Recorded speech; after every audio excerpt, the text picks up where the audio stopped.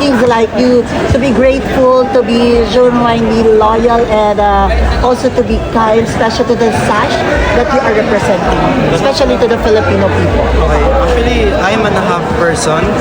And actually, I receive a lot of discrimination kasi they said I should not represent the Philippines because I'm an half.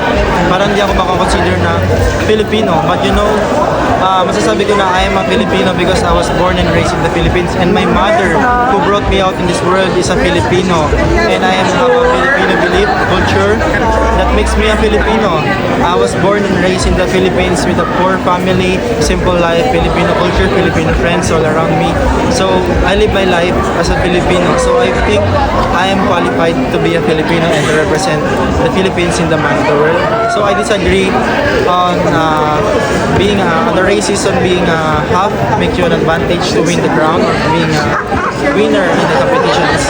Because pageantry is not about blood, it's not about race, it's not about being superior or inferior. Because after all, we are all equal in the sight of God.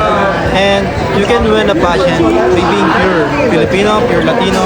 Example, I won Man of the World for the first time as an Asian guy, as a Filipino guy that receives a lot of discrimination around the world that I should not win because I'm a Filipino. But I make a message or a video to enlighten people that it's a racist because it doesn't matter what race you are, wherever you come from, you may be poor or you may be small or anything. It's the quality that makes you a king. It's not just the height, body, beauty, it's not just intelligent, but it's about being genuine and being fit for the crown.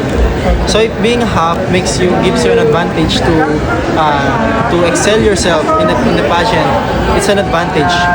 But if it's not, it's still the same. So for me, you can win pageant regardless of your race, your culture, or anything else. Thank you so much, and congrats, and enjoy your journey as man of the world. We're happy for you to be the